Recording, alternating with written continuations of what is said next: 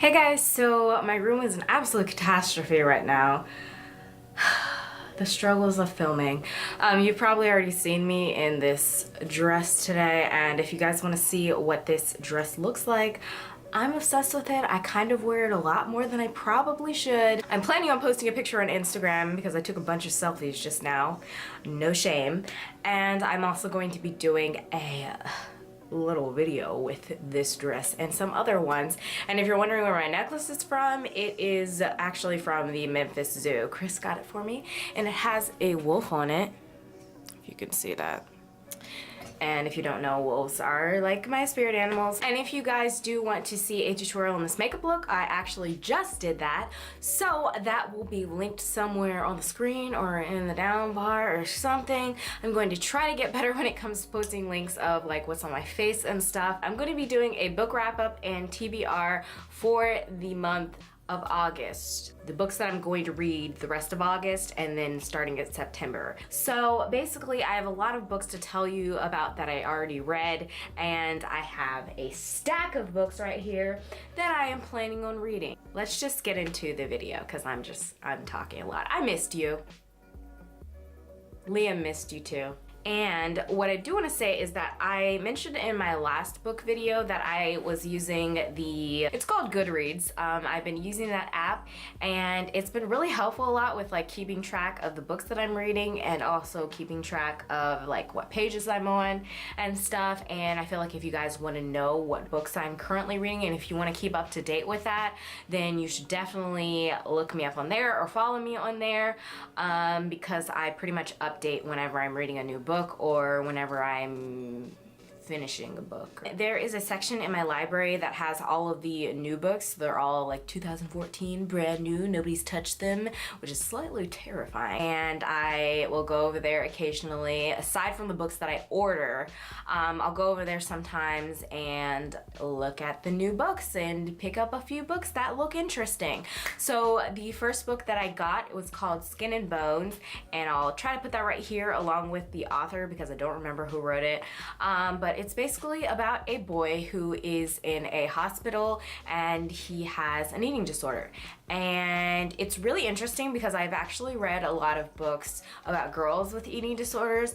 And if you didn't know this about me, I did have an eating disorder, and it's something that I don't really like saying that I did have, just because I feel like it's something, for me personally, that never goes away. It's kind of something that's always gonna be like prevalent in my life, I guess you could say. It probably doesn't make any sense for someone with an eating disorder or who had an eating disorder to be reading stuff like that. And if you are someone who is sensitive to falling back into those things, I wouldn't suggest reading books about that because it can really hinder your recovery and stuff.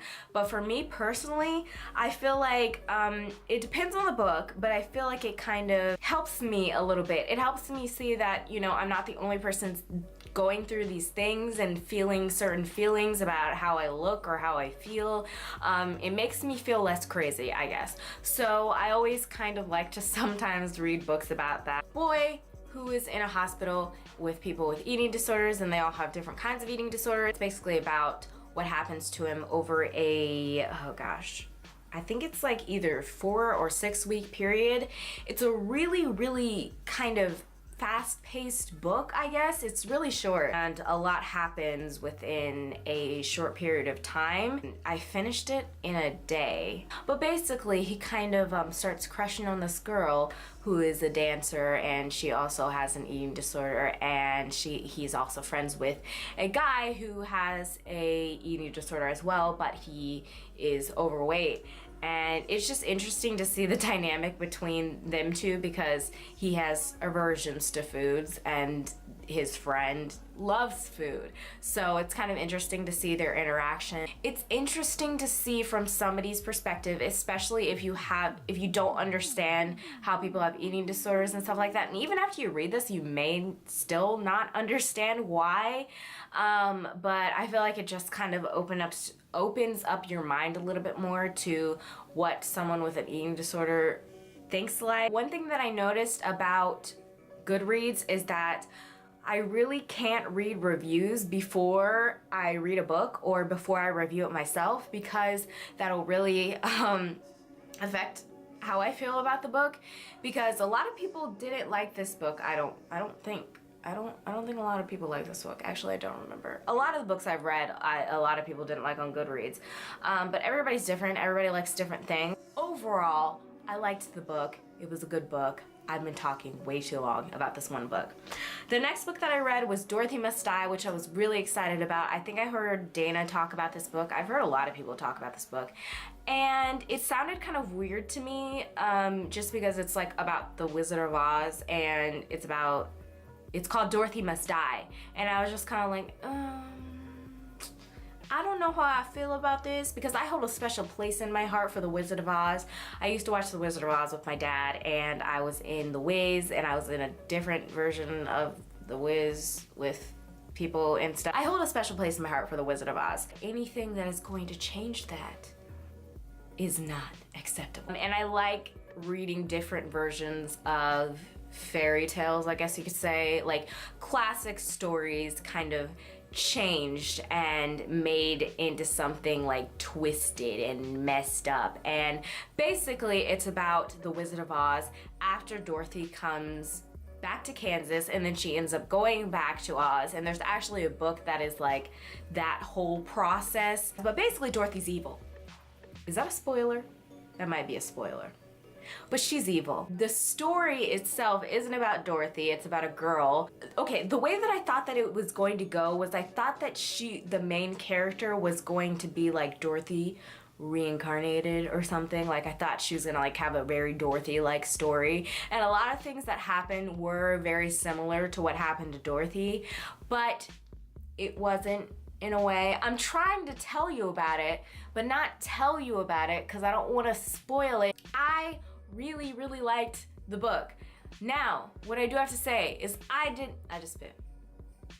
not like the ending. It was possibly the worst ending of a book, aside from this other book that I'm going to tell you about, that I've ever read in my whole life. This isn't really a spoiler because it's on the back of the friggin' book.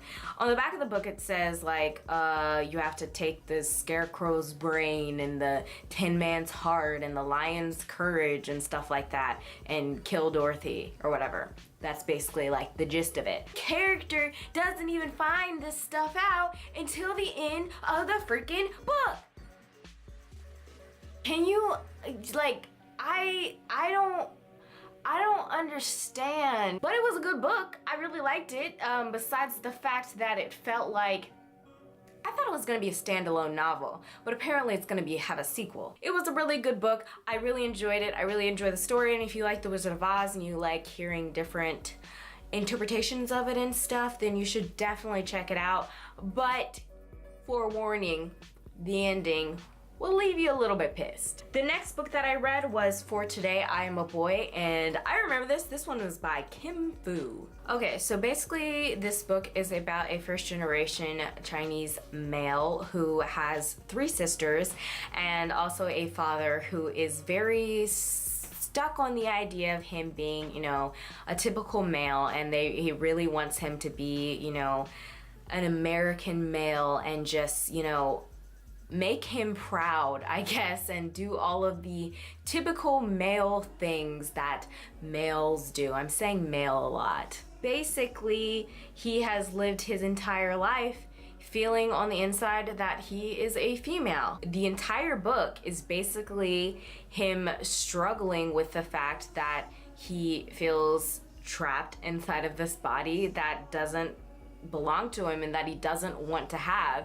and he's stuck under this idea that his father's put into his head that he has to be a certain way, and he doesn't want to disappoint him and stuff, and he doesn't want to disappoint anybody else. I looked at the reviews of the book, and a lot of people said that they didn't like the fact that like it took him so long to kind of discover who he was really supposed to be and who he was made to be and who he was comfortable being and stuff. It took him about until he was like 30 or like in his 30s to actually be comfortable enough with himself to be able to, you know, be himself. I understand what people are coming from when they say that, but you have to understand that a lot of people, that happens with a lot of people. It takes people time, especially when you have, you know, family members who are so stuck on the idea of you being a certain way. The reason why I am describing the character as a male and I'm using like he and saying stuff like that was because the entire book they used his male name and described him as a male and stuff. It was kind of a good starter, kind of to dip your toe into, I guess, books about transgender people, and it's the first book that I've read about a transgender person, and I thought that it was really good. I thought it was a really, it didn't like delve into it so deeply that it kind of, I guess, scared you, but it was enough to where you understood what was going on and you could understand like his mind and stuff. One thing that I have to say is that that I saw in someone else's review was that they said that a lot of stuff in the book, especially a lot of the character development, didn't feel like it was enough, and some of the characters that were developed didn't feel like they were fully necessary. So like we learned about the neighbor, who I don't feel like was completely necessary to learn about. Just different people that I felt like we had a little bit too much information about when we could have had a little bit more information about the main character. So I think that if you are probably like maybe 18 and up can read it, 17 and up maybe, depending on your maturity level. Just read the description of what it's about, and if you feel like you can read it, then go ahead. It's a really fast read. I read it in a day again, and I don't know, I really liked it. I thought it was a really well-written book. The next book that I read was Wells End, I believe it was called. I'm not positive, but the reason why I actually picked this up was because I read a book called The Wells Bequest, if you guys saw that in one of my other book reviews, and I saw Wells and I was just like, hey, maybe it's a sequel, even though I didn't think that it would actually be a sequel. It was by a completely different author. But, you know, I picked it up, it looked interesting, I liked the cover of it, so I decided to read it. So this was a really interesting book. It is basically about a girl who is goes to a boarding school, and she kind of lives in like, I guess it's kind of a smallish town, but she's in a school where people are gifted and they have money and stuff like that. And she goes to the school, and basically an outbreak of a virus starts, which is always fun, you know. Virus outbreaks, always a good time. I like books about virus outbreaks. Books, not movies, because movies scare me, even though books about virus outbreaks scare me too, because then I'm like, oh, I'm gonna get this, even though I can't get a virus through a book. Actually, you probably could. So basically, it's about this virus that makes you age faster. So basically, you get the virus and then you start aging faster, which I just said, but I'm just saying it again for emphasis because think about it. That's nuts. Like, it's not even like it's like over a long-ish period of time, like a couple of days. No, it's within hours. And I mean, like, the younger you are, so she's 16, like, it would take her maybe about like 24 hours to actually age old enough to where she'd die. But if you're older, like some of, you know, all of her teachers in the entire school, spoiler, then you die within about an hour, 20 minutes or so, which is brutal. I really liked how in depth they described the virus. I probably look like an insane person right now, but you know how in a lot of books, especially like kind of dystopian novels and stuff, they kind of gloss over, you know, the bad things that happen, and I'm like, you know what, let's just get in depth. Let's just read all about it, you know? Read all about the oozing of the wounds, you know? The vomiting of the chunks, you know? And her father actually works in a cave. Basically, a lot of stuff goes on that I can't tell you. She has a love interest who is not who she thinks he is. It's basically about her and her friends trying to escape the school and get to her father, who is supposed to have all the answers to everything. Small part of what the story is about. It's not even that big of the entire plot, but when she was younger, she fell down a well, and it kind of goes into other parts of the story, but then it kind of doesn't. Like, you could totally do without the whole well thing, you know? And I feel like a lot of times it was a little bit slow, in my opinion, because I was just like, I got that before you guys did. Like, come on now, use your brains now, common sense. Let's use our noggin. I didn't like the ending because it ended so horribly. I would write a strongly worded letter to someone, but I don't feel like it. I really just did a great job in making you guys want to read that book. Anyway, the last book that I read was Scott Pilgrim vs. the World, Volume 2. And I actually read Volume 1, I think sometime last year. And it's a graphic novel, and if you guys know anything about Scott Pilgrim vs. the World, you probably saw the movie. If you didn't see the movie, you should read the graphic novel first, or you can see the movie first. I mean, it doesn't really matter, because the graphic novel is basically exactly like the movie.